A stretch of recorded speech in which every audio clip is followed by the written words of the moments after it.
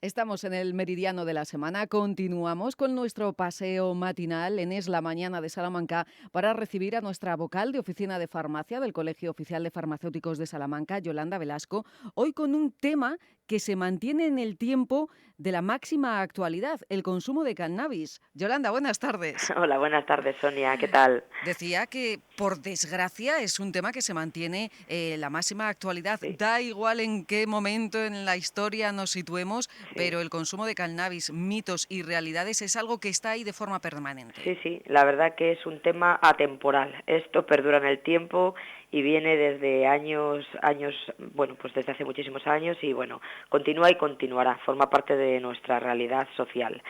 Pues mira, para encuadrar un poquito, pues si te parece, decimos qué es el cannabis, que realmente, aunque mucha gente cree que lo sabe, pero bueno, también tiene pues una pequeña definición. Realmente, pues el cannabis proviene de una planta llamada cannabis sativa y su principio activo es el tetrahidrocannabinol. Bueno, se consume realmente, pues habitualmente como si fuera un cigarro fabricado manualmente, Ujú. lo que se llama el porro, y bueno, pues es a base también de marihuana, lo que son las hojas secas, o el hachís, que es la resina sólida mezclada con tabaco. Realmente todo eso es lo que forma parte de lo que llamamos cannabis. Enmarcando lo que es el cannabis y Ujú. también marcando tal vez un perfil en cuanto a su consumo, a qué edad y por qué se comienza a consumir. Pues sí, verdaderamente se comienza en la adolescencia. Es verdad que en España la edad de inicio está entre los 13 y 15 años. Y fíjate que España es uno de los países de Europa con mayor consumo de cannabis entre los adolescentes. Aunque es cierto que bueno, cada persona pueda tener diferentes motivos para empezar a consumir, pero los más frecuentes son, bueno, pues a veces por un lado, pues que este tipo de drogas está disponible en el entorno donde viven estas personas. Por otro lado, pues ciertos mitos que a veces normalizan el consumo y hacen creer sobre todo a los adolescentes, pues que no pasa nada, que no hay riesgo ninguno, que esto es algo que te pone muy feliz, que uno está muy a gusto, y bueno, que no va a pasar nada, y ahí pues es un poco una edad de enganche.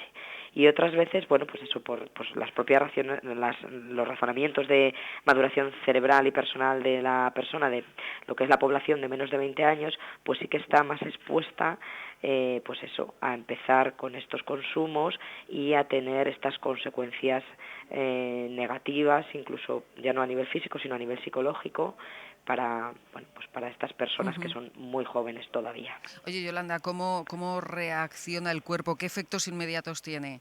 Pues mira, los efectos dependen bueno, de determinados factores. Por un lado, la cantidad que se consuma, la concentración de ese tetrahidrocannabinol que a veces está adulterado, la propia constitución biológica de la persona. No es lo mismo pues una chica de 13 años que pese 50 kilos que un chaval que pese 80, por Ujú. ejemplo.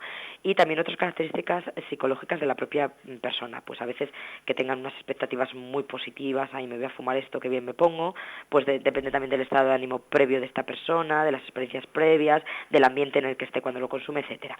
Pero es verdad que los efectos inmediatos más comunes son las alteraciones perceptivas, esto de que empiezo como a alucinar, de que tengo ciertas paranoias, pero también ocurre como cierta torpeza, cierta lentitud, personas que manifiestan taquicardia y también pues que esto da mucho hambre y mientras sueño o empiezo a estar en un estado que se llama de hilaridad.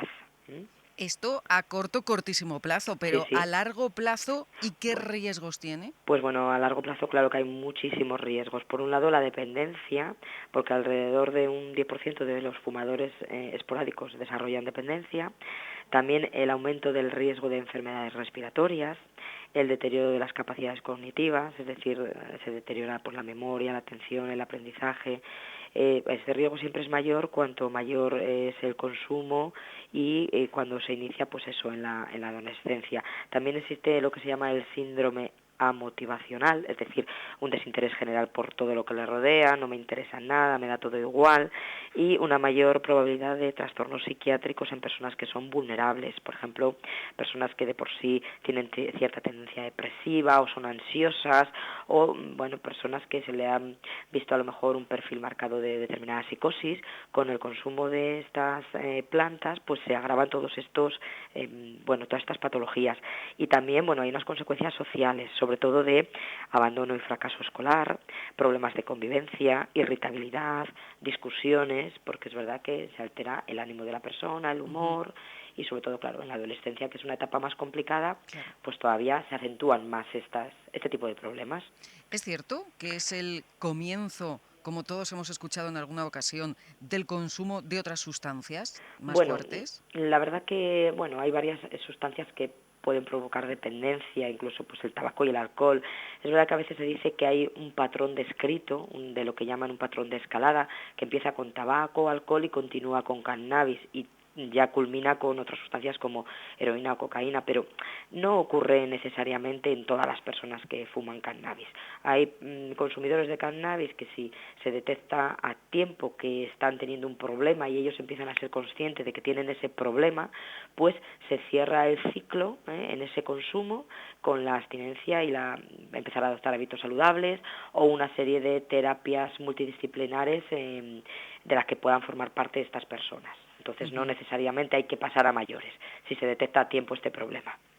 Esto lo enmarcaríamos dentro de la sección, vamos a llamar mitos, que aparte existen otros mitos. Bueno, existen mitos y existen más mitos. Por ejemplo, otro de los Sí. mitos que existe en el tema del cannabis es que, bueno, la persona que lo vende o lo ofrece, pues te dice, esto es natural, no pasa nada, no es nocivo, y no es cierto. Una de las cosas de las que no nos tenemos que olvidar es que, primero, no todo lo que es natural es saludable. Por ejemplo, la cicuta es un veneno que mata, Sí, sí, y sí. viene de una planta y es una sustancia natural, pero es un veneno que mata. Pues igualmente el cannabis, que viene de una planta, pues es nocivo, ¿vale? Nada de que por ser natural es inofensivo, eso para nada. Y segundo, que actualmente, bueno, pues las plantas y el hachís, pues están adulterados para modificar esa concentración de tetrahidrocannabinol. Entonces, toda esta información la tienen que tener los consumidores, los pacientes, y para que empiecen a tener un pensamiento crítico y no se crean todo lo que les cuenta, sobre todo las personas interesadas pues en vender este tipo de sustancias. ¿Cuándo podemos considerar, Yolanda, que se ha perdido ese mal llamado control y nos podemos acercar a una adicción? Bueno, pues mira, sobre todo cuando este tema ocupa el lugar central en la vida de la persona, es decir, cuando intenta dejarlo y no lo consigue, o cuando ha intentado dejarlo varias veces y hay muchas recaídas. Entonces, si al dejar de fumar esto aparecen síntomas como irritabilidad, ansiedad, pérdida de apetito, aumentan el consumo de tabaco para sustituirlo, hay insomnio, dificultad de concentración, entonces ya vemos que la persona pues está, digamos, tiene adicción, está enganchada y está presentando un cuadro de abstinencia del cannabis porque depende ya del mismo. Entonces, en ese momento ya hay que valorar este problema y hay que buscar ayuda en un profesional. Un profesional que nos va a indicar lo que podemos hacer, lo que no debemos hacer. Exactamente. Por una parte va a informar totalmente de lo que es el problema y la realidad en sí, y después se va a poner a disposición de estas personas tratamientos farmacológicos, psicoterapéuticos, y bueno, hablamos de que si son muy jóvenes y rechazan este tipo de ayuda, también hay otro tipo de asesoramiento para los padres, para las personas que están un poco perdidas y que no saben cómo afrontar este tema. Pero es verdad que los padres en un principio, que muchas veces están en shock cuando ocurre esto, pues tienen que acercarse tranquilamente pues al hijo, a ver, preguntar los motivos, por qué pasa esto, por qué estamos con este tema, y bueno, de la mejor manera posible, sí, conducirlo siempre al profesional, que va a ser el que mejor va a poder tratar este problema. Tú lo has dicho, este problema, que no se lleve la gente ni los oyentes a A engaño. equivocaciones. Yolanda Velasco, vocal de Oficina de Farmacia del Colegio Oficial de Farmacéuticos de Salamanca. Un miércoles más, muchas gracias. Gracias a vosotros, Sonia.